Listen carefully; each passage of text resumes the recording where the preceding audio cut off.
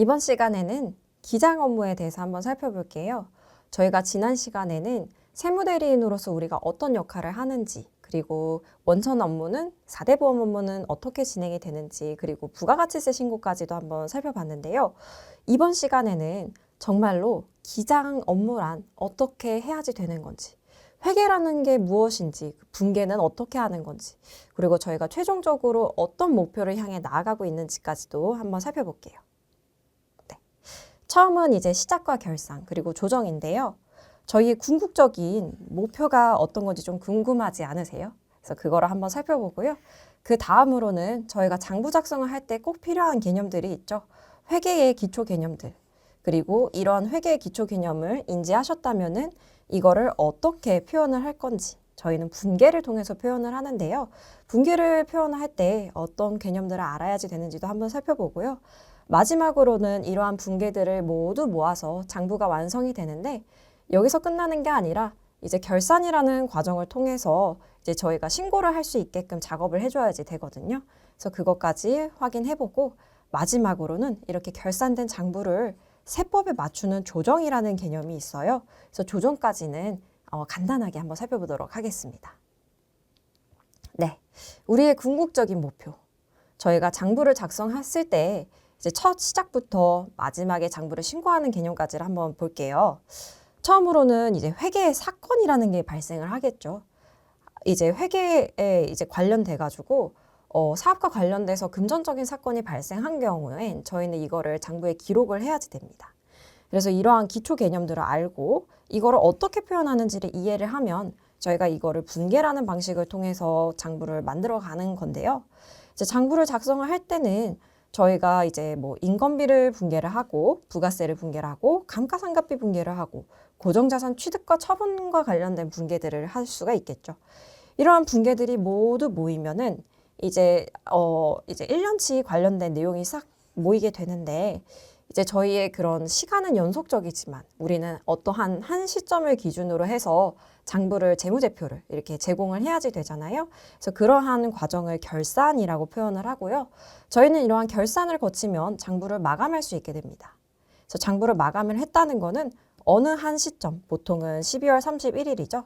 12월 31일을 기준으로 해서 이 사업장의 그 자산과 부채의 상태, 그리고 손익계산서 같은 거를 살펴볼 수 있다는 내용이고요. 여기까지 끝나면 참 좋겠는데, 이제 회계와 세법은 이제 그 달리 보는 부분들이 있습니다. 그래서 이 부분을 맞추는 과정을 조정이라고 표현을 하고요. 이제 조정까지 마무리됐다고 하면 저희는 이 장부를 세금 신고를 할 수가 있겠죠. 그렇게 해서 세금이 확정되고 최종적인 결과물인 재무상태표, 손익계산서, 그리고 이익잉여금 처분계산서가 확인이 됩니다. 그러면은 우리는 1년의 회계 사건들을 모두 모아서 장부를 만들고 장부를 한 시점으로 포착을 하고 그리고 최종적으로 그거를 세금 신고할 수 있게끔 만드는 것. 그리고 그 세금 신고를 한 뒤에 저희가 확정적으로 얻게 되는 이러한 결과물을 알 수가 있게 되는 거겠죠. 이 결과물에 대해서 조금 더 살펴본다면요. 저희는 이러한 신고의 결과물을 재무제표라고 표현을 합니다. 그래서 재무제표라는 것은 크게 5가지로 나눠볼 수가 있어요. 근데 저희가 일반적으로 다루는 세무사 사무실 아니면 세무법인에서 다루는 재무제표 같은 경우에는 이 위에 3가지에 대해서만 내용을 하는 경우가 많습니다. 그래서 첫 번째로 보시면은요, 재무상태표라는 게 있어요. 재무상태표라는 것은 그 사업장의 자산, 부채 및 자본 현황을 확인하는 자료이고요. 그래서 이 사업장이 얼마의 자산을 갖고 있는지, 그리고 이 사업장이 지금 대출을 얼마나 많이 받았는지, 그리고 이 사업장의 자본금은 얼마가 남아져 있는지 이런 것들을 확인을 할 수가 있고요. 그 다음으로는 이제 손익계산서를 확인할 수가 있습니다. 손익계산서라고 하는 거는요, 이 사업장이 1년 동안 발생했던 그런 수익과 비용 현황을 확인할 수 있는 거거든요. 그래서 지금 이 수익이 더 컸다고 한다면은 이익이 발생한 거고, 만약에 수익과 비용을 했는데 만약에 결손이었다고 한다면 마이너스가 되고 하는 거겠죠. 그래서 그거를 확인하는 자료를 손익계산서라고 하고요. 이익잉여금 처분계산서라고 하는 거는요, 저희가 1년만 사업을 하는 게 아니라 1년, 2년, 3년, 4년 이렇게 쭉 사업을 한다면 해마다 발생했던 이익이 있고 결손이 있을 수가 있는데 이것들을 모두 누적한 그 결과물이고요. 이 누적한 결과물에서 특히 법인 같은 경우에는 이러한 누적된 결과물을 배당을 통해서 지급을 하기도 하고 아니면 이거를 뭐 잉여금을 뭐 자본금에 편입시키기도 하고 그런 내용들이 있는데요. 이러한 처분 현황을 확인할 수 있는 자료라고 보실 수 있을 것 같아요. 그래서 저희가 일반적으로 다루게 되는 그런 기업체에서는 재무제표는 위 세 가지를 다루게 되고요.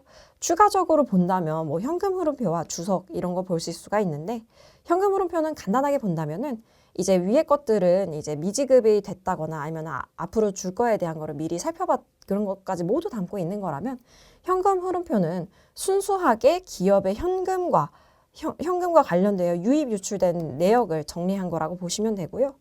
주석이라고 하는 거는 위에 이러한 재무제표를 이해하는데 목적적합한 정보들이 있다면 그런 내용들을 참고하라고 적어놓은 내용이라고 보시면 될 것 같아요. 네.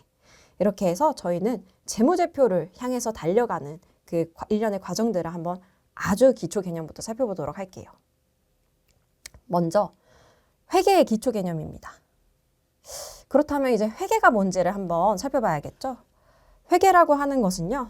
기업과 관련된 이해관계자들의 합리적인 의사결정에 도움이 되는 유용한 정보의 제공입니다.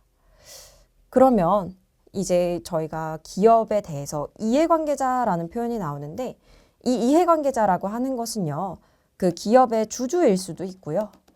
외부 투자자일 수도 있고요.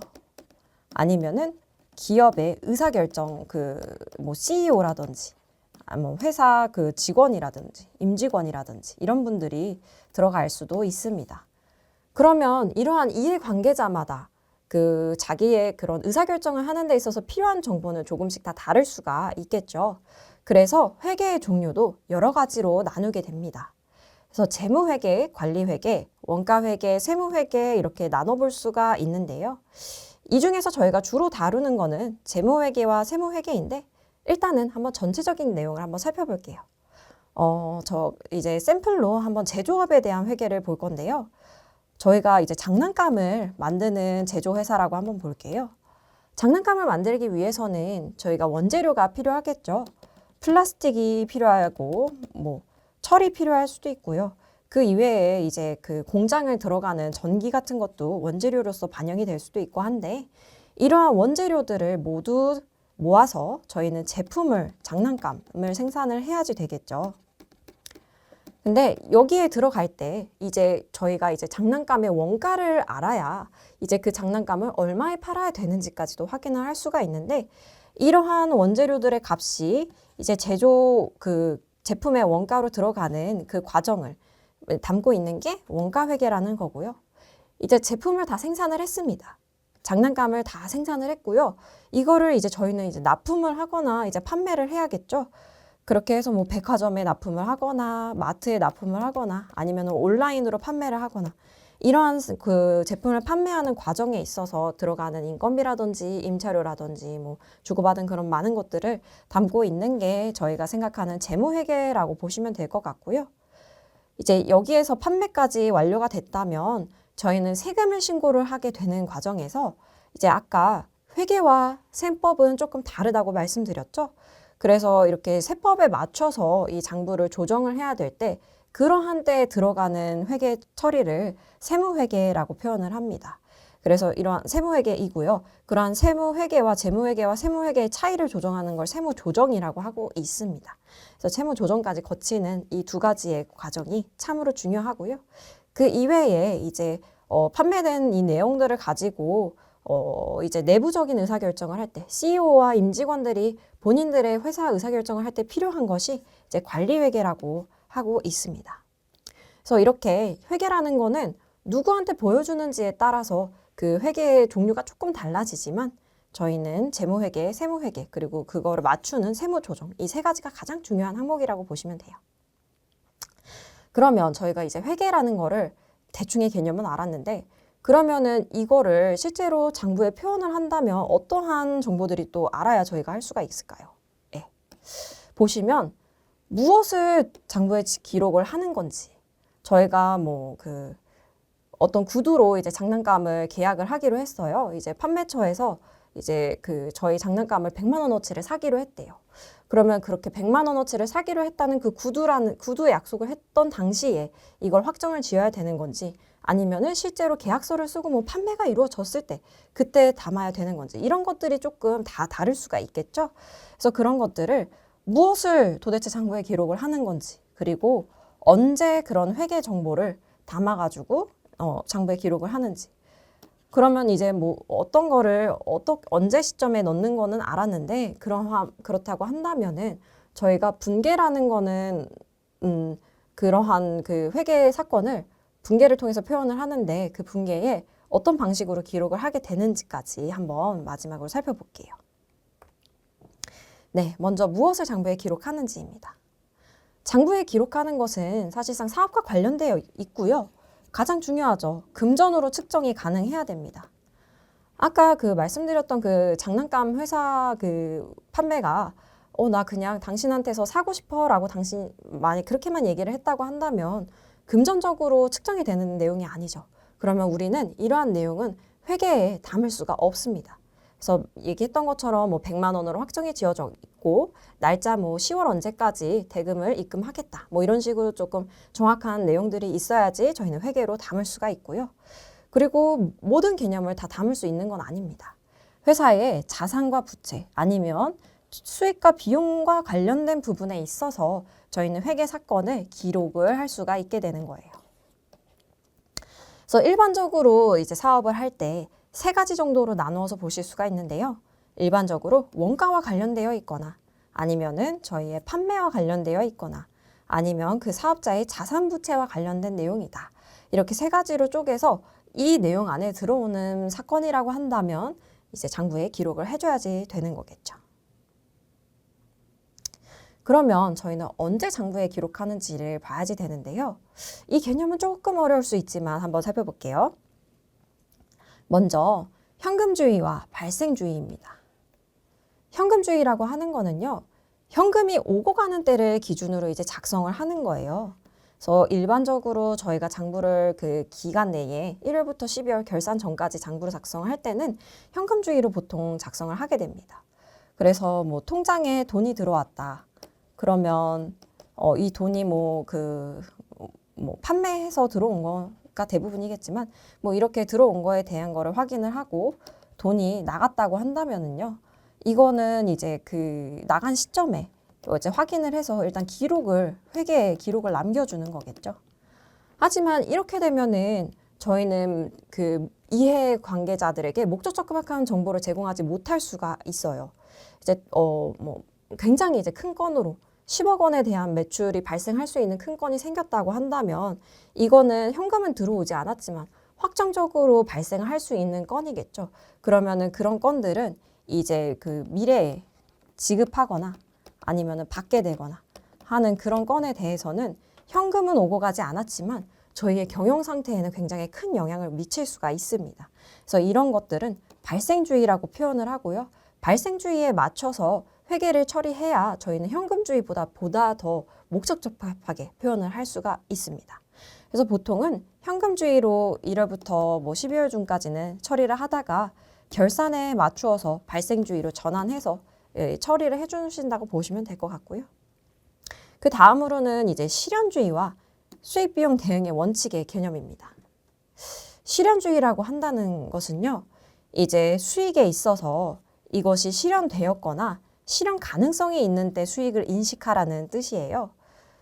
그래서 아까 말씀드렸던 그럼 뭐 10억 원의 뭐 계약 성사건이 생겼다 했는데 얘가 뭐 기간이 정해지지 않았대요. 아니면은 계약은 체결했지만 언제 이 건이 할지는 알 수가 없는 거예요. 그렇다고 한다면 이걸 당장에 내가 계약한 시점에 10억 매출이다라고 표현하는 거는 목적적합하지 않겠죠. 저희의 상황을 정확하게 표현하는 게 아닐 거예요. 그러다 보니까 이러한 수익 같은 게 이제 잡혀져 있다고 한다면은 그러한 수익은 실현 가능성이 있다고 보는 때 그때 인식을 하는 게 실현주의라고 보시면 되고요. 수익 비용 대응 원칙은 이러한 수익들이 발생하는 거에 있어서 그 비용은 그 수익이 기록되는 때와 동일한 기간에 기록을 하라는 내용입니다. 그래서 이거는 조금 헷갈릴 수 있지만 저희가 수익을 발생하는 거에 있어서 비용이 들어가죠, 당연히. 근데 이게 수익은 뭐 1월 시점에 발생을 했는데요. 저희가 비용은 뭐 1월에 투입은 하되 이게 대규모 시설 투자였던 거예요. 만약에 뭐 공장을 증설을 했다. 그래서 이제 뭐 10억이 들었다 하면은 이거는 한 번에 비용 처리를 하기에는 저희는 이 비용을 오랜 기간 동안 발생하는 수익을 위해서 투자를 하는 개념이잖아요. 그래서 이러한 비용들은 한 번에 비용 처리하지 말고 이 수익이 발생되는 기간 동안에 나누어서 처리를 하라. 그런 의미라고 보시면 될 것 같습니다. 그래서 회계는 이와 같이 현금주의와 발생주의의 개념이 들어가고요. 수익이 실현될 수 있을 때쯤에 인식한다는 그 실현주의와 비용은 수익이 발생되는 기간에 맞추어서 들어간다는 수익비용 대응의 원칙까지 이 네 가지를 중심으로 장부를 인식한다고 보시면 될 것 같아요. 네. 이렇게 해서 저희가 그 회계 사건을 어떤 내용에 대해서 기록을 해야지 되는지 그리고 그거는 어떤 시점에 기록을 해야 되는지까지 알아봤다면 저희가 이러한 내용을 장부에는 분계라는 것을 통해서 표현해야 되는데 그 분계는 어떻게 하는 건지 한번 살펴봐야지 되겠죠? 먼저 분계를 알기 전에 저희는 두 가지의 기초 개념을 알고 계셔야 되는데요. 첫 번째는 차변과 대변이라는 개념이고요. 두 번째는 계정 과목이라는 내용입니다. 먼저 차변과 대변에 대해서 한번 살펴볼게요. 저희가 이제 재무상태표 같은 걸 한번 보신다면은 이제 좌측에는 차변, 우측은 대변이라고 표현을 합니다. 그러면 이제 차대변에 각각 어떤 내용들이 나오는지 보셔야 되는데 차변에는 자산, 대변에는 부채와 자본이라는 내용이 나오고요. 이 자산과 부채 더하기 자본은 항상 일치해야 됩니다. 그리고 그 아래 보시면은 수익과 비용도 저희가 빼놓지 않아야 되는데 수익이 발생하는 거는요. 대변에 기록을 하고요. 비용이 발생하는 건 차변에 기록합니다. 그리고 이 내용도 항상 이제 같이 들어가게 되고 차변과 대변은 언제나 일치해야지 되는데요. 이거를 대차평균의 원리라고 표현을 하고 있습니다. 근데 말은 조금 어렵지만 그냥 차대변은 항상 같아야 된다. 차대변이 일치하지 않는다면 잘못된 전표가 입력된 거라고 보시면 될 것 같아요. 그러면은 이 자산부채자본 수익 비용에 대해서 저 같은 경우에는 이제 현금을 기준으로 해서 생각을 하면은 조금 편하더라고요. 그래서 현금이 차변에 오면은 그냥 좋은 거예요. 그러니까 좋다 나쁘다라고 생각을 한다면요. 현금이 차변에 오면 좋은 거예요. 근데 이제 자산을 취득했다고 하면 이 현금이라는 게 대체되는 거겠죠. 그러니까 자산을 취득하면서 현금이라는 거를 지출을 했으니까요. 여기가 차변이고 여기가 대변이라면 대체되는 개념이니까 자산이 생기면 현금이 나간 거고요. 그리고 대변 보시면은 이제 부채가 생겼다고 하면 현금이 들어왔지만 부채는 이제 나간 거라고 생긴 거라고 보시면 되고요. 자본도 내가 주주가 돈을 넣었으니까 자본이라는 게 생기는 거겠죠. 이렇게 보시고 이제 수익과 비용 같은 경우에도요. 내가 돈을 벌었기 때문에 수익이 생기는 거예요. 근데 내가 돈을 썼기 때문에 비용은 이쪽에 오게 되는 겁니다. 그래서 자산의 종류 중에 하나가 현금도 있으니까요. 현금을 기준으로 해서 생각하면은 조금 이 차대변의 그거를 인식하는데 좀 편하실 수 있을 것 같고요. 만약에 지금의 개념이 좀 이해가 안 된다 하시면은요. 이 거래 판료소라는 거를 하나 그냥 출력을 하셔가지고요. 그 모니터 옆쪽에다 이렇게 보시면서 초반에는 작업을 하시는 게 편하실 수도 있어요.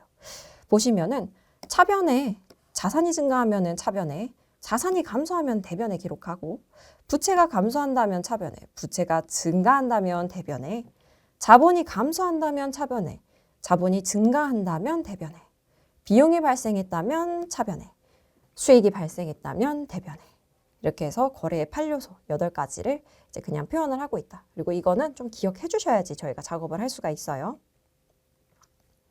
요 다음으로는 이제 계정 과목입니다. 저희가 이제 차변과 대변의 이제 그 구분에 대해서 살펴봤다면 어떠한 정해진 이름으로 저희는 모두가 알 수 있게끔 기록을 해야겠죠.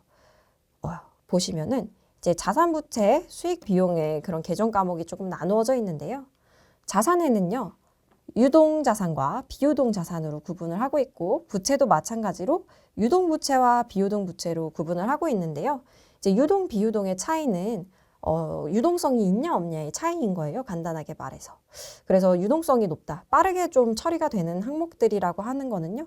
자산 같은 경우에는 재고자산. 뭐 내가 상품을 했거나 뭐 장난감을 만들어서 제품 재고를 가지고 있다고 한다면 그런 거를 재고자산이라고 하고요. 외상 매출금 같은 거는 빠르게 회수해야지 되는 거겠죠. 그러한 미수금, 현금 같은 것도 다 유동자산으로 들어가고요.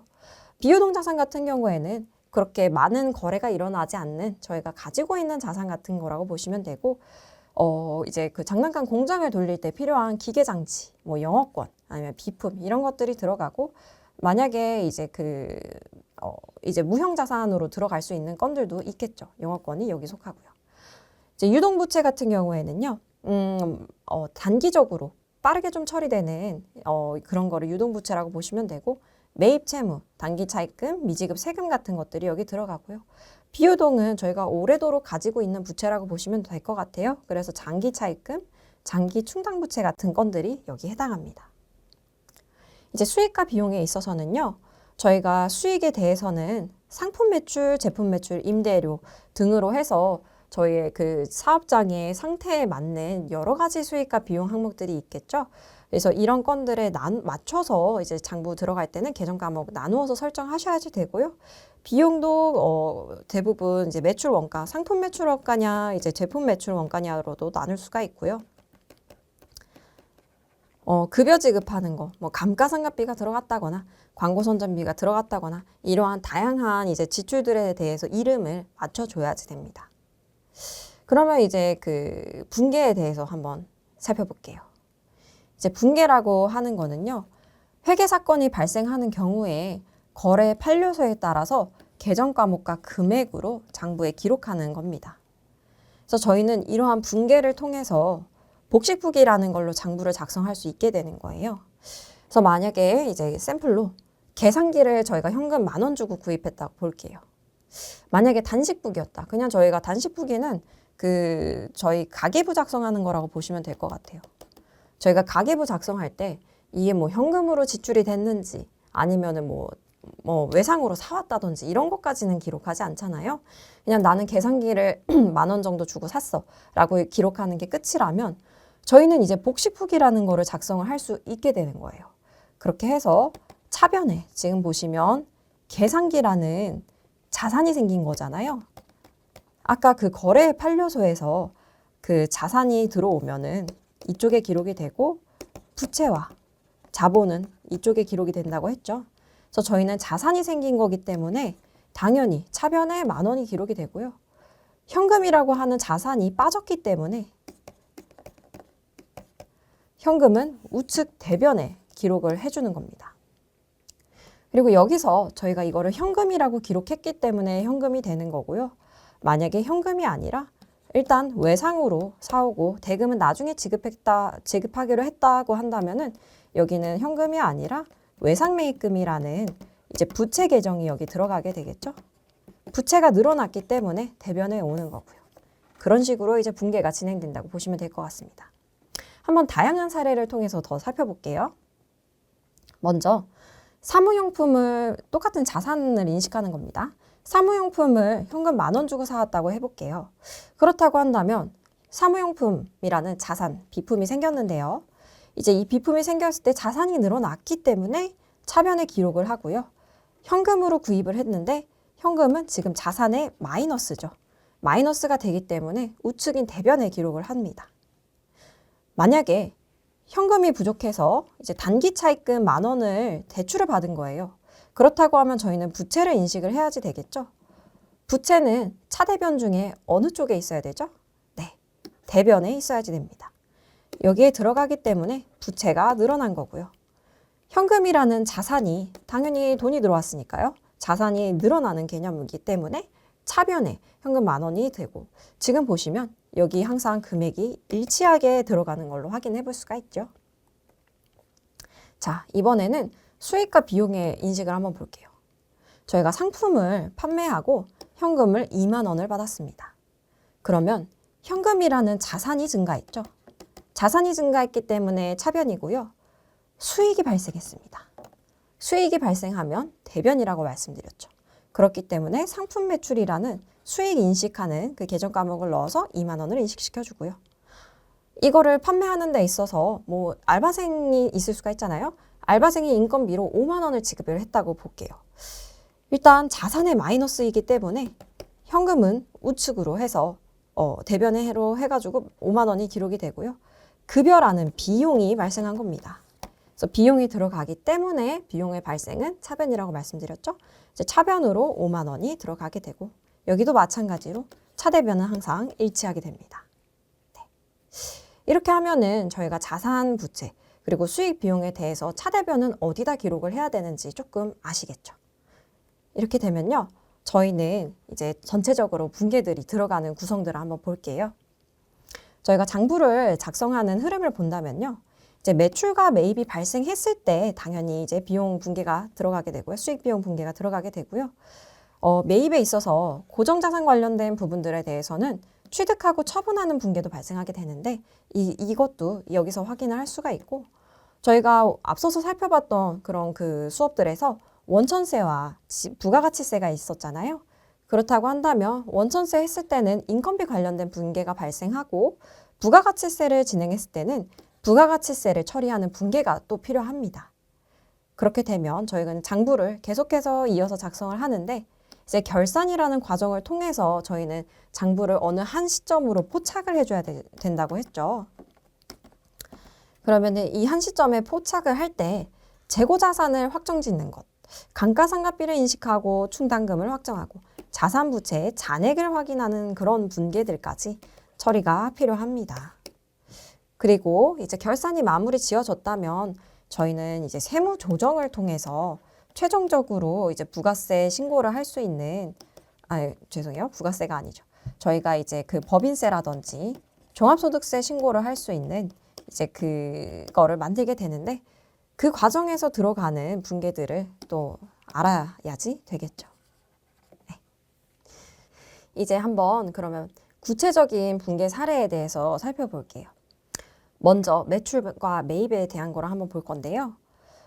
매출과 매입은 업종에 따라서 그 계정 과목을 달리합니다.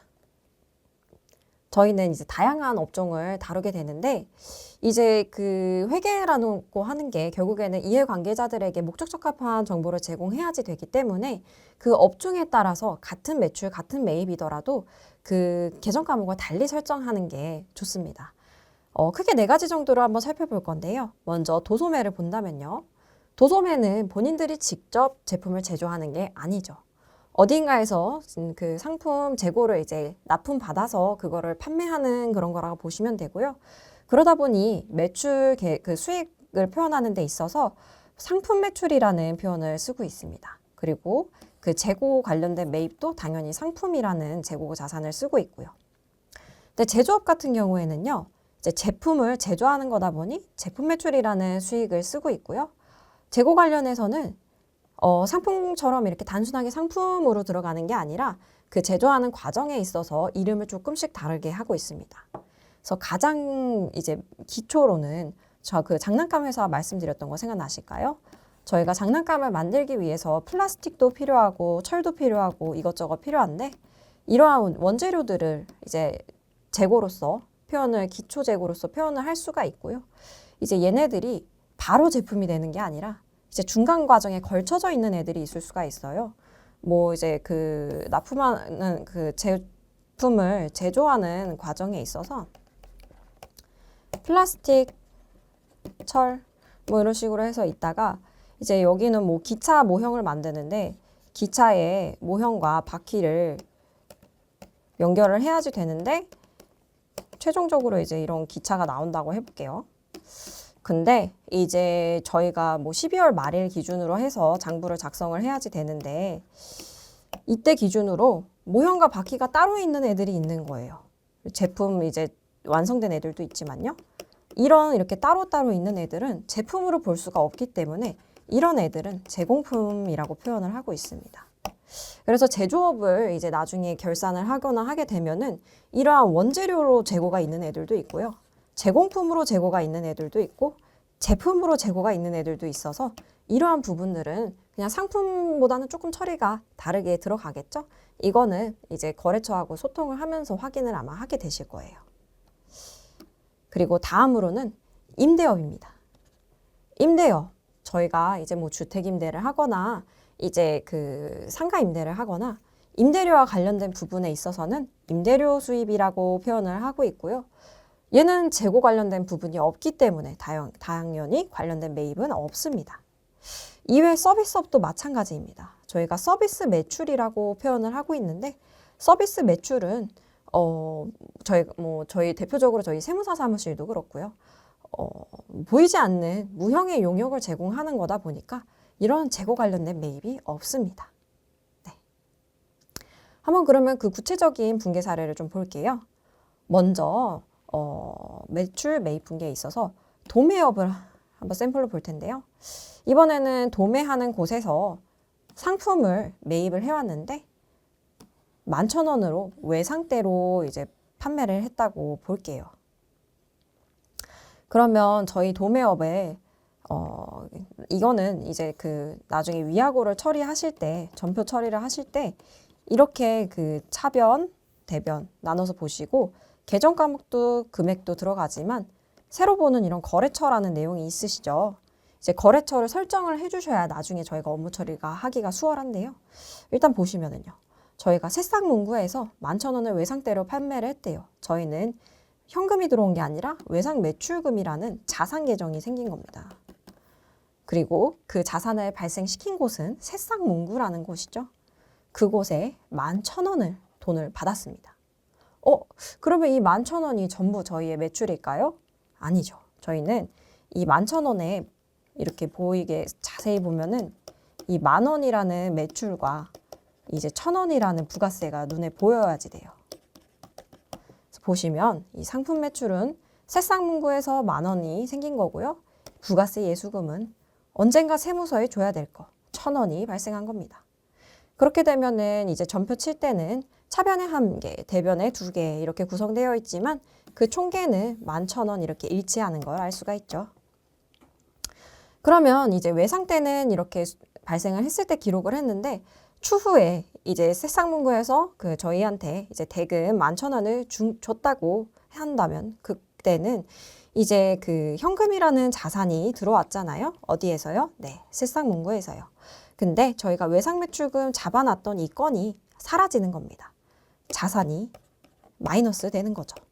그렇게 되면서 새싹문구라는 얘를 달아주고 11,000원이 상계가 되면 네, 이 두 개는 항상 일치하고요.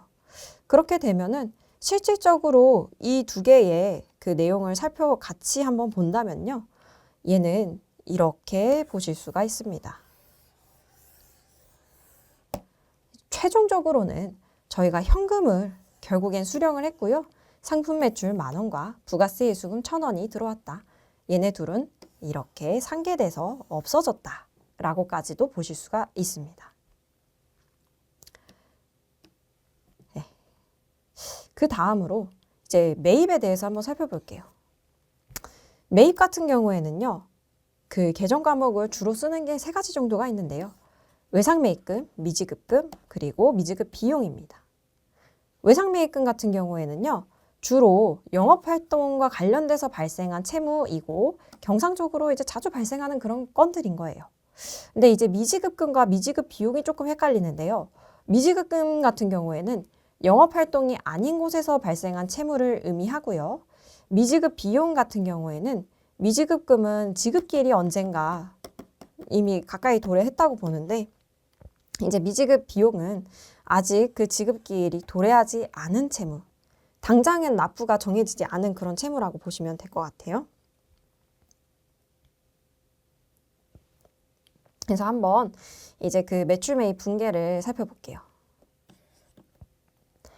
먼저 이제 그 문구 도매업 아까 봤던 그 업체에서요. 이번에는 아까는 판매를 했다면 이번에는 계산기를 매입을 한 거예요. 저희는 이제 외상으로 또 매입을 했는데 일단은 상품을 자산을 생긴 거겠죠. 그리고 이제 외상 매입금이라는 부채가 생긴 겁니다. 외상 매입금을 문구 제조에서 사온 거기 때문에 문구 제조라는 곳에 저희는 부채, 줘야 될 돈이 5,500원 생긴 거고요. 이제 이 5,500원도 마찬가지로 매지가이로 보면은 5,000원과 500원으로 나눠 보이시는 거 보이시죠? 네. 저희의 상품 원가는 5,000원이고요. 부가세 대급금 줘야 되는 게 500원 해서 여기도 마찬가지로 차변에 2개, 대변에 하나지만 총계는 5,500원으로 동일합니다. 이것도 나중에 저희가 외상매입금을 문구제조 업체한테 지급을 한다면요. 차변에 외상매입금 거래처도 달아줘야 되겠죠. 왜냐하면 이 거래처를 달아주는 이유는요. 이런 외상매입금 건들이 다양한 건이 있을 때 나중에 저희가 자산 부채 그 잔액 남은 거를 확인을 할 때 매칭을 시켜줘서 어느 업체에 저희가 미수나 아니면 지급해야 되는 게 남았는지 이런 거를 확인을 할 수 있기 때문에 항상 이런 그 자산 부채에 있어서는 꼭 그런 거래처를 잡아주셔야지 됩니다. 그리고 차변에 이렇게 해서 그 외상매입금을 인식을 했다면 저희는 대변으로 현금을 지급을 해야 되겠죠. 그래서 대변에는 현금, 여기는 뭐 없어도 되고요. 여기에 5,500원을 기록을 해야지 됩니다. 그러면은 차대변 5,500원으로 항상 일치하고요. 이 외상매입금이라고 하는 거는 앞서서 봤던 그거 동일하게 나중에는 이 전표가 5,500원 똑같이 동일하게 상계된 거기 때문에 최종적으로 남아있는 애는 이 상품과 이제 부가세 대급금 이 2가지 분계만 남아있다고 보시면 되겠죠. 네. 다음으로는 이제 자산을 취득하고 처분하는 분계입니다. 이제 자산을 취득하고 처분하는 거는 일반적인 비용하고 그 비용을 인식하는 시기가 조금 달라요. 저희가 앞서서 수익비용 대응 원칙을 말씀드렸죠. 수익비용 대응 원칙에서 저희가 이제 뭐 단순하게 그냥 비용 처리하는 애들은 단기 비용으로 처리를 할 수 있지만 이제 공장 증설, 기계장치 매입, 뭐 비품 매입 이런 건들은 한순간에 이제 비용 처리를 하기에는 저희가 그 비용과 관련돼서 대응하는 수익들은 장기간에 걸쳐서 발생할 수 있는 건들이에요. 그래서 그러다 보니 한순간에 비용으로 인식해버리고 수익은 나눠서 처리를 하는 거는 저희가 보여줘야 하는 이 사업장의 상태와 알맞지 않죠. 그러다 보니 이러한 감가상각 대상 자산이라고 하는 애들은 취득하는 시점에 비용이 아니라 자산으로 인식을 하고요. 이거는 나중에 추후에 기간에 맞추어서 감가상각비라는 비용으로 인식을 합니다. 그리고 최종적으로 처분하는 시점에 있어서는 내가 이익을 보고 처분을 했다면 처분 이익, 만약에 손실을 보고 했다면 처분 손실이라는 걸로 인식을 할 수가 있게 됩니다. 그러면 이제 자산과 취득하는 거에 있어서 감가상각 대상 자산이 어떤 건지를 한번 더 살펴볼 건데요. 감가상각 대상 자산이라고 하는 거는 이렇듯 좀 대표적으로 뭐 건축물 이외에 유형 고정자산, 업무용 승용차, 영업권 이런 식으로 나눠 볼 수가 있고요. 저희가 이러한 자산을 인식할 때는 그러한 조건을 충족했는지도 한번 살펴보셔야지 돼요. 이게 사업용이 맞는지, 그리고 유무형 자산에 해당하는지 보셔야지 되고, 이러한 이제 감가상각 자산을 취득하고 이제 반영할 때는 아까 그 감가상각비라는 걸 반영을 한다고 말씀드렸잖아요. 그 감가상각비를 처리를 할 수 있으려면은 2가지 개념을 아셔야지 됩니다. 첫째로는 상각 방법이고요. 2번째로는 내역연수예요. 내용연수라는 거는요. 저희가 자산을 취득하고 나서 얼마 동안의 기간 동안에 얘를 나누어서 비용 처리를 할 거인지에 대한 개념이에요. 그래서 건축물 같은 경우에는요. 뭐 20년, 40년으로 이렇게 나누어져 있는데 이거는 뭐 그 구조가 그냥 뭐 콘크리트 조였다. 하면은 뭐 20년이지만 철골 콘크리트 조였다. 이렇다고 한다면 뭐 40년까지도 오랫동안 쓸 수 있는 자산이다. 이래서 이렇게 기존 내역연수로 이제 다르게 볼 수가 있고요. 건축물 이외에 유형 고정 자산 같은 경우에는 뭐 비품이 될 수도 있고 기계장치가 될 수도 있고 그 항목이 굉장히 다양하기 때문에 그 항목마다도 다르지만 어떤 업종을 영위하는지에 따라서도 내용연수가 달라지게 되거든요. 그래서 이거는 실제 업무 처리하실 때 한 번씩 그 표 같은 게 있으니까 그걸 살펴보시면서 진행하셔야지 되고, 업무용 승용차라는 게 있습니다. 얘는 무조건 5년으로 설정을 하고 있고요. 영업권, 무형자산에 해당하는 이 영업권도 마찬가지로 무조건 5년으로 정해져 있습니다. 그러면 이제 상각 방법에 대해서 한번 살펴봐야지 되겠죠? 상각 방법이라고 하는 거는요, 크게 두 가지 보시는 것처럼 정액법과 정률법으로 나눠볼 수가 있습니다.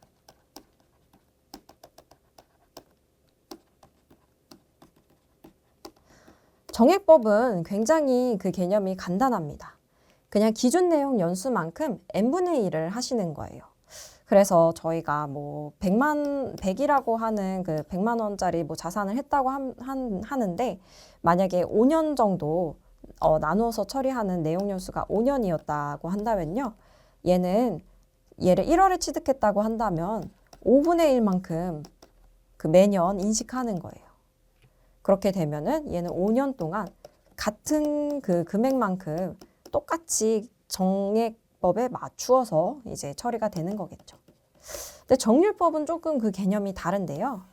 정률법은 저희가 100짜리를 구입을 했다고 한다면요. 5년을 한다고 한다면요. 정률법에 따른 그 비율이 있거든요. 정액법은 단순히 5분의 1, 5년 동안이니까 내용연수 n분의 1이었지만 얘는 정해져 있는 그 숫자가 있어서요. 5년이라고 한다면 0.451이라는 게 정해져 있고요. 첫 해에는 이제 100에다가 0.451을 곱한 뭐 45.1만큼을 이제 비용으로 인식하는 거예요. 매우 크게 인식하죠. 얘는 똑같은 걸로 했다면 20이었을 텐데요. 그렇게 된 다음에 다음 해에는 어떻게 처리를 하냐면요. 이제 100에서 저희가 인식했던 45.1만큼을 차감한 거에서 이제 0.451을 또 곱하면 또 비율이 굉장히 줄어들겠죠. 이렇게 해서 정률법은 이제 정액법과 결국에는 이렇게 돼서 5년 동안 나누어서 비용 처리되는 총금액은 동일합니다. 하지만 이제 그 비용을 정액법은 나누어서 동일하게 생각한다면 정률법은 첫 해에 많이 생각된다 라고 보시면 될 것 같아요. 그런 차이가 있고요. 이런 이제 상각 방법 같은 경우에는 무신고했을 때 정해져 있는 게 있기 때문에요. 건축물 같은 경우에는 정액법으로 들어가고요. 건축물 외 유형 고정자산은 정률법으로 처리를 하도록 되어 있고 업무용 수용차와 영업권에 해당하는 건들은 정액법으로 처리를 하도록 되어 있습니다. 그래서 저희가 이제 감가상각자산을 취득했다고 하면은 이 상각자산이 상각 방법이 무엇인지 그리고 기준 내용 연수가 무엇인지 살펴봐야지 되고요. 기본적으로는 그냥 무신고했을 때에 처리를 하고 있지만 신고를 함으로써 이제 상각 방법도 변경하고 그리고 내용 연수도 조정을 할 수 있는 때가 있거든요. 그래서 이런 부분들도 조정은 가능하다는 것만 그냥 인지해 주시고 그냥 보통은 무신고 했었던 방법 그대로 그냥 진행하시는 경우가 많으실 것 같긴 해요. 그리고 고정자산이라는 것과 감가상각자산은 항상 일치하는 것은 아니에요. 그래서 일반적으로 토지라고 하는 거는요. 고정자산에는 해당합니다. 그래서 장부에 저희가 토지가 있다면은 고정자산으로서 자산의 인식은 하지만 토지는 이렇게 상각이 돼서 사라지는 그런 자산이 아니죠. 토지는 취득을 했다고 하면은 항상 있는 거고요. 이제 그런 뭐 기계장치처럼 몇 년이 지나면은 이 기계의 수명이 다해서 폐기 처분해야 되고 그런 항목이 아닙니다. 그렇기 때문에 토지는 자산이지만 감가상각 자산은 아니라는 점. 조금 더 디테일하게 들어가면요. 왜 일반적이라는 표현을 썼냐면요. 토지 중에서도 이제 감가상각을 해야 되는 토지가 있을 수가 있거든요. 주유소에서 사용하는 토지 같은 경우에는요. 그 주유소에서는 이렇게 기름 같은 것이 어쩔 수 없이 토지에 계속 스며들고 하기 때문에 이제 나중에는 그 토지에 대해서 이제 복구하고 그런 거 관련해가지고 또 처리하는 게 있을 수가 있어서 그런 거에 대해서는 또 감가상각 같은 게 진행될 수가 있습니다. 다음으로는 이제 그 자산가 취득 처분할 때 그 분개하는 방법을 한번 볼게요. 저희가 이제 개념은 알았으니까 이제 비품을 취득했다고 보는데요. 비품을 취득을 했습니다. 당연히 자산의 플러스이기 때문에 좌측에 차변해 오고요. 보통액은 통장에서 이체를 했다고 볼게요. 당연히 자산의 마이너스이기 때문에 우측으로 100만 원이 들어가고요. 이렇게 비품을 취득했다면 보시면 만약에 이게 비품이 아니라 광고비였다 한다면 비용으로 해서 여기에 들어가고 이제 끝이었겠죠. 이제 이 아래 오는 항목 이런 게 없었을 텐데 저희는 자산을 취득한 거기 때문에 감가상각비를 인식해 줘야 됩니다. 뭐 여기 감가상각비 비품 5년 내용 연수 정해법이라고 해볼게요. 그렇다고 한다면 저희가 100만 원짜리를 샀다고 하면 5년 내용 연수 해서 1년 전체를 넣었을 때는 20만 원의 감가비가 반영이 돼야지 되겠죠? 그러면 감가상각비라는 거를 넣어주고요. 대변에는 그냥 비품이 오냐 하면은 비품이 오지는 않고요. 감가상각 누계액이라는 표현을 써줍니다. 그래서 이 감가상각 누계액이라는 거는요. 자산의 차감적 계정이라고 보셔야지 돼요. 조금 헷갈리실 수는 있지만 얘는 결국에는 언젠가 비품이 처분될 때 같이 상계돼서 사라지는 항목인데 비품을 그냥 마이너스 치는 건 아니고 감가상각 누계액이라는 데 모아놨다가 한 번에 비품과 감가상각 누계액을 상계시킨다고 보시면 될 것 같아요. 이제 다음 장을 통해서 한번 구체적으로 더 보겠습니다. 자산을 이제 취득하고 처분하는 그 구체적인 분계를 살펴본다면요. 비품을 처분하는 시점에요. 앞서 봤었던 감가상각 누계액이 여기 들어가 있는 거 보실 수가 있죠. 그리고 비품은 처분했기 때문에 자산의 마이너스로서 총 금액인 100만 원이 여기 들어가 있는 걸 볼 수가 있습니다. 그동안 인식했던 20만 원은 좌측으로 들어가 있고요. 자산의 차감적 계장으로서 여기 들어가 있습니다. 지금 보시면 보이시나요? 저희가 지금 55만 원을 받고 이 비품을 처분했습니다. 이 55만 원 중에서 저희는 부가세 예수금도 있고요. 이거를 떼고 이제 다 봤을 때 지금 비품이라고 하는 게 장부가액이라고 하는 거는요. 저희가 이제 비품 100만 원짜리를 했다면 감가상각 누계액을 차감을 한 이 80만 원을 장부가액이라고 북밸류라고 표현을 하는데요. 이 지금 북밸류는 장부가액은 80만 원인데 판매 대금은 부가세 제외하고 50만 원입니다. 그러다 보니 저희는 처분 손실이라는 게 30만 원을 발생한 거죠. 이 30만 원은 비용 마이너스이기 때문에 차변에 적혀져 있습니다. 그렇게 해서 저희가 부가세 예수금 5만 원과 비품 100만 원을 이렇게 기재하고 나머지 그 차변까지 기록을 했다면 총 105만 원이라고 하는 차대변 계정이 일치하는 것까지 확인을 하실 수가 있죠. 네, 다음으로는 이제 인건비와 관련된 분계를 한번 살펴볼게요. 지금까지는 이제 자산부채에 대한 거를 살펴봤다고 한다면 이제는 인건비입니다. 인건비의 개념은요. 먼저 급여가 발생을 하고요. 그 급여를 지급을 하고 그리고 원천세와 관련된 납부, 그리고 4대 보험과 관련된 납부 이렇게 나눠서 보실 수가 있습니다. 뭔가 지금 표가 조금 복잡해 보이죠? 하지만 하나하나 보면 굉장히 간단합니다. 급여를 지급하는 때 그리고 급여를 받으셨을 때를 한번 생각해 보신다면요. 저희가 급여를 발생했을 땐 이제 직원급여라는 계정 과목을 써서 비용 처리를 하고요. 거래처도 직원급여라고 일단 달아줍니다. 그러고 나서 이제 저희가 급여를 지급할 때는 소득세도 떼고 4대 보험도 차감을 하죠. 그러한 차감한 내용들을 여기 대변에다 담아준 건데요. 예수금이라고 하는 지금 부채가 생긴 거예요. 왜 부채냐면요. 저희가 고지서를 받게 됐을 때 얘네를 지급을 해줘야지 되잖아요. 그러다 보니 부채로 들어가고요. 직원급여도 당연히 아직 안 줬다면 부채로 들어가게 됩니다. 그래서 200만 원에 있어서요. 저희가 건강보험, 연금보험, 고용보험 같은 경우에는 그 근로자와 이제 대표자가 절반씩 부담하죠. 여기 나와 있는 거는 근로자 부담분인 거죠.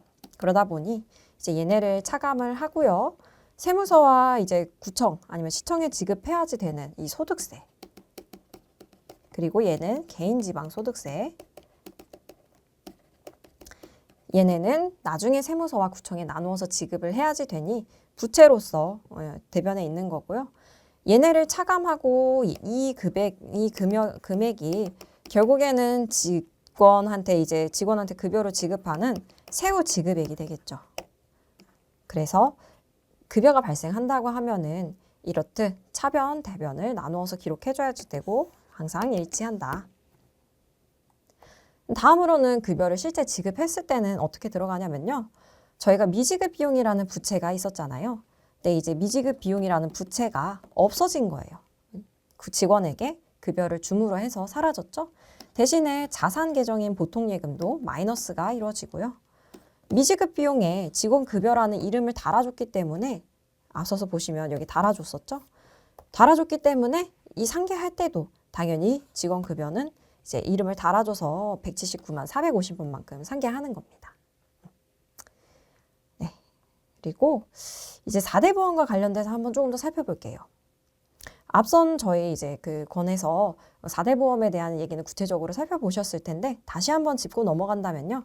4대 보험은 근로자 부담분과 대표자 부담분으로 나누게 되는데요.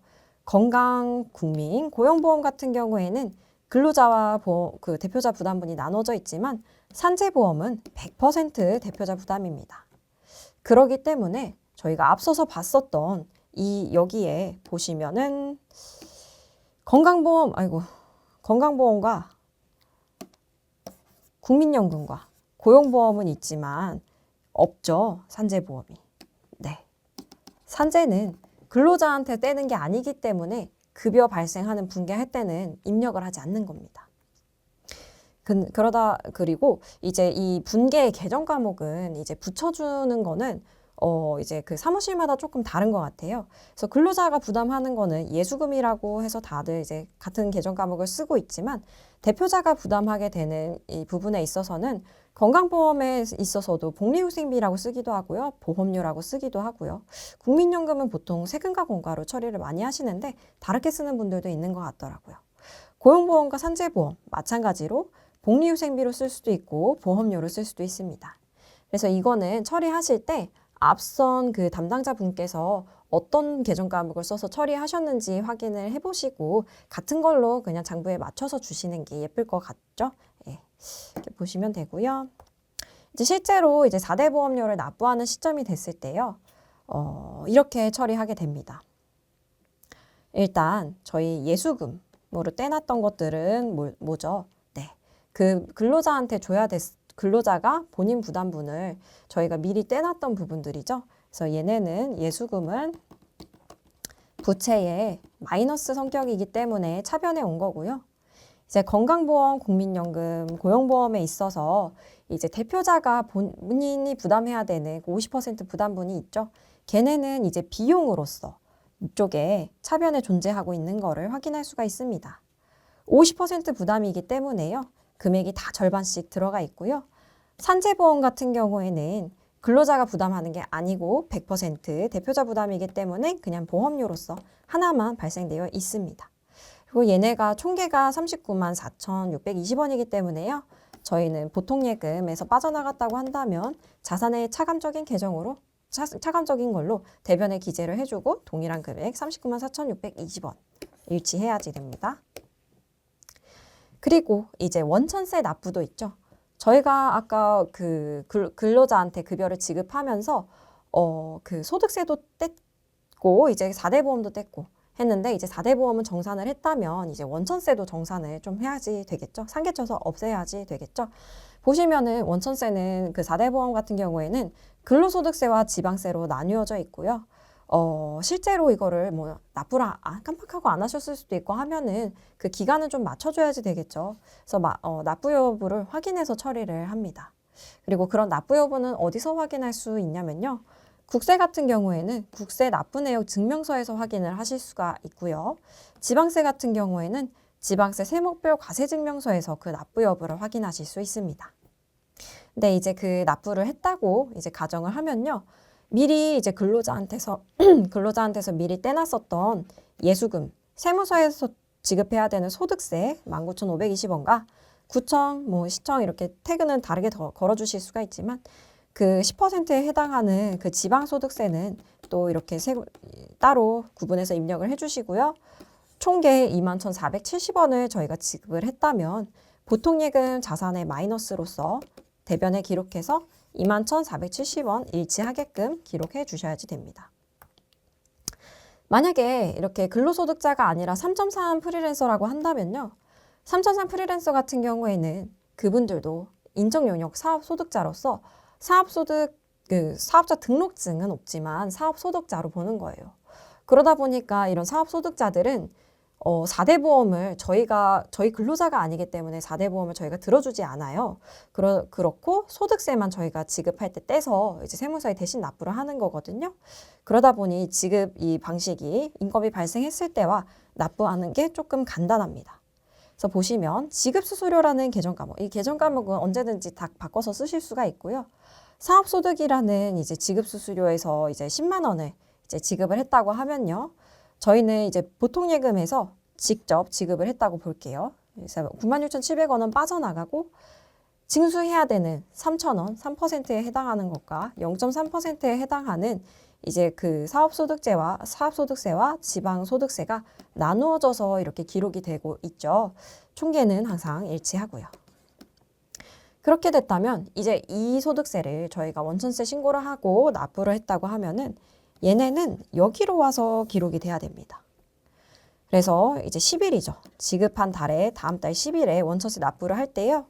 예수금 미리 떼놨던 3,000원과 300원은 10일에 맞춰서 지급이 됐고 납부가 됐고 보통예금에서 또 3,300원만큼 빠져나갔겠죠. 네.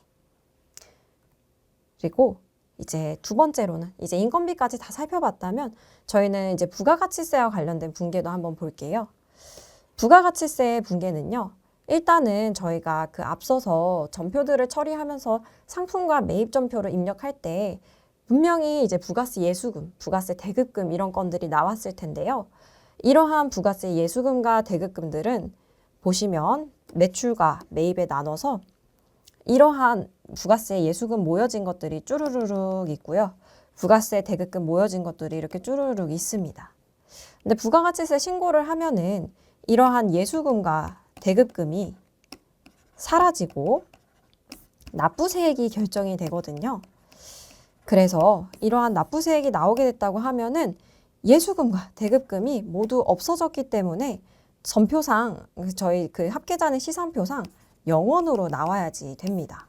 그 0원으로 만들기 위한 분계를 지금 살펴볼 거예요. 네.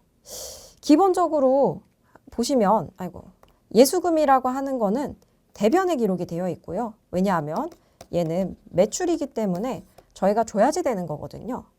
그리고 매입 같은 경우에는 저희의 어찌 보면 자산인 거예요. 매입한 것만큼 저희는 돌려받는 거니까 누군가 나한테 돈을 주면은 저는 자산이 될 수가 있겠죠. 그러다 보니 이 예수금과 대급금을 없애려면은 이렇게 서로 반대의 그 위치에 가야지 없어지는 거겠죠. 그러다 보니 아까 그 두 개만 있는 사업장이라고 한다면 부가가치세 예수금 1,000원 없어지고요. 왜냐하면 여기 1,000원이 있었을 테니까요. 그리고 부가가치세 대급금 500원도 차변에 있었던 게 사라지는 거니까 이제 500원 없어지고 나머지 이제 미지급 세금으로 저희의 부채가 생기게 되는 거지요. 태그는 세무서이고요. 네. 근데 이제 이렇게 간단하게 부가가치세를 살펴봤는데 이제 부가가치세 신고 때 저희가 신용카드 발행세액 공제라든지 아니면 의제 매입세액 공제라든지 이런 부분들까지 같이 신고를 넣은 경우가 있어요. 근데 이런 때에는 아까 봤었던 예수금 대급금 상계하는 걸로 끝나는 게 아니고요. 신용카드 발행세액 공제라는 거는 잡이익으로 인식을 해야지 되고요. 의제 매입세액 공제 같은 경우에는 혜택 받은 것만큼 식재료를 2번 인정해 줄 수는 없다고 보고 있는 거예요. 그래서 이러한 거에서는 이제 마이너스로 인식을 하는 그 과정을 좀 처리를 해야지 되는데요. 아까 예시하고 동일하게 예수금은 1,000원만 있었고 대급금은 500원만 있었는데 저희가 의제 매입세액 공제 100원이 있었다고 볼게요. 그렇다고 한다면은 저희는 그 100원만큼 식재료가 마이너스가 돼야지 됩니다. 자산의 마이너스죠. 그리고 얘랑 맞춰서 100원만큼 대급금도 차감을 해주는 거예요. 얘를 대급금으로 해주는 거는 이제 얘가 그 공제 받아야 되는 거에 들어가 있기 때문에 얘를 그만큼 감소시켜주는 거라고 보면 되고요. 신용카드 발행세액 공제 300원 같은 경우에는 추후 이제 부가세 신고 때에는 저희가 혜택을 보았지만 그만큼 부가세를 덜 냈지만 이만큼은 나중에 소득세 신고할 때 자비익으로서 수익 금액에 포함을 해야지 된다는 거고, 그러다 보니 부가세 분계를 해버릴 때 자비익으로 인식을 하는 거예요. 그래서 300원만큼 플러스가 되고요. 이제 저희는 1,100원만큼의 그 부가세 예수금과 대급금이 차변에 있었는데 부가세 대급금 500원이 들어가고 자비익으로 300원 인식하고 또 식재료 마이너스 되는 걸로 100원이 있었기 때문에 최종적으로 이제 200원만큼 더 세금을 이제 부가가치세를 납부하면은 끝나게 된다라고 보시면 될 것 같아요. 차대변은 항상 일치하고요. 그렇다면 아까까지는 일반 과세자에 대한 부가가치세였는데 간이과세자 같은 경우는 어떨까요? 간이과세자 같은 경우에는요, 부가가치세 예수금, 대급금과 같은 그런 개정 과목이 쓰이지 않습니다.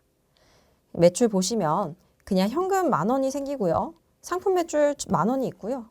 매입은 뭐 일반 과세자한테 사왔다고 한다면 그 사람한테는 부가세를 줘야겠죠. 저희는 부가세 공제가 10%가 아니더라도 줄 때는 10% 줘야 되니까요.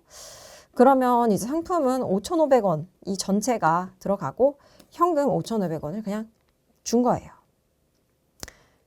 그렇기 때문에 부가가치세 간이과세자 같은 경우에는요, 이러한 거를 다 빼고 나서 그냥 이제 납부세액이 나왔다고 하면은 그 납부세액만큼 그냥 세금과 공과 처리를 하는 겁니다.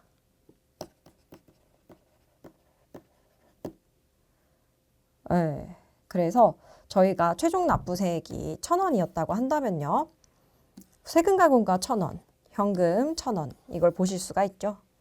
근데 마찬가지로 간이과세자도 신용카드 발행세액 공제는 받을 수가 있는데요. 신용카드 발행세액 공제를 받았을 때는 얘도 자비익으로 인식을 해줘야지 되거든요. 그래서 그냥 현금 300원, 자비익 300원 이렇게 해서 1,300원, 1,300원 처리를 하셔도 되고요. 어차피 이 현금이라고 하는 부분은요, 이렇게 이 같은 분계 안에서도 상계가 될 수가 있죠. 이렇게 되면은 300원이 없어지고 대변에 700원이 남는 거다 보니까 한 번에 그냥 세금은 1,000원 부가세가 있었는데 자비익으로 300원 혜택 받고 나는 700원만 줬다라는 이러한 표현으로 해도 동일한 내용입니다. 그 다음으로는요, 이제 차입금과 관련된 회계 처리를 한번 볼게요. 차입금이라고 하는 거는요, 들어가기 전에 체크해야지 될 것이 있습니다. 이게 지금 단기 차입금인지 장기 차입금인지, 그래서 지금 이게 유동부채인지 비유동부채인지를 한번 살펴봐야지 되고요. 이 장단기 여부는 보고기간 말 기준으로 1년 이내에 상환이 된다고 하면은 단기 차입금이고요. 1년이 넘어서 상환한다고 하면은 장기 차입금입니다. 그러면 저희가 이런 차입금 처리를 하기 위해서는 연간 대출 상환 내역과 이자율 그리고 이자 납부 내역, 그러니까 원리금 상환을 어떻게 했는지에 대한 1년치 내역을 받으셔야지 돼요. 그래서 이걸 받았다고 한다면요, 다음과 같이 이제 분계를 처리할 수가 있습니다. 먼저 차입금이 발생했을 때요. 이게 단기 차입금이면요, 저희가 새싹은행에서 대출을 받았고 6개월 이내에 상환이 도래하는 거기 때문에 단기 차입금인데요. 일단 1,000만 원을 대출을 받았다고 한다면 현금 1,000만 원 아니면 뭐 보통예금일 수 있죠. 보통예금이 보통일 거예요. 일반적인 경우일 거예요. 보통예금 1,000만 원 그리고 단기 차입금으로 해서 1,000만 원이 발생하는데, 저희가 이제 거래처를 태그 걸어주는 게 중요한데, 이제 차입금 같은 경우에는요, 대출 계좌별로 거래처 코드를 생성해주면 나중에 저희가 결산할 때 대출 잔액과 이자 비용 확인할 때가 용이하거든요. 근데 뭐 이거 거래처 코드 생성하는 거는 사업장별로 다를 수 있지만 보통은 이제 대출 은행이 어디인지 그리고 계좌 끝번호 아니면 대출 이름과 계좌 끝번호 이렇게 해서 거래처 코드를 생성해서 그 대출과 관련된 거는 항상 그 코드를 걸어서 설정을 해주시는 게 굉장히 편리하게 업무를 하실 수 있을 거예요. 그리고 이거는 누구든지 구분 가능한 그런 걸로 해주시는 게 좋습니다. 네. 그래서 뭐 국민은행 같은 경우에는 뭐 일사천리 대출 같은 게 있다면 뭐 일사천리 대출 끝번호가 831이었다, 계좌번호가 831이었다고 한다면 뭐 국민 일사천리 831. 왜냐면은 뭐 같은 일사천리 대출이더라도 얘는 뭐 835로 끝나는 계좌였을 수도 있고 하거든요. 그래서 누구든지 확인 가능한 걸로 해서 계속 코드를 생성해서 걸어주는 게 좋습니다. 그리고 원리금 상환 시점에는요. 아까는 대출하는 시점이었고 원리금을 상환했다고 하면은 저희는 원금과 이자를 한 번에 상환한 거기 때문에 원금 100만 원, 이자 20만 원에 대한 분계가 동시에 들어가야 됩니다. 그래서 현금 또는 이제 보통예금에서 빠져나갔다고 하면 보통예금에서 단기차입금 100만 원이 상환됐기 때문에 100만 원을 여기 걸어주고 코드도 걸어주고요. 이자 비용, 이제 빠져나간 비용이기 때문에 이쪽으로 20만 원, 거래처 코드도 같이 걸어줘야 되겠죠. 그러면 저희 120만 원을 상환했기 때문에 120, 120 동일하게 들어가는 것도 확인할 수가 있습니다. 그러면은 저희가 지금까지 살펴봤던 거는 분계에 대한 거고요. 그 다음 장부터는 이제 결산에 대한 거를 한번 살펴보도록 할게요.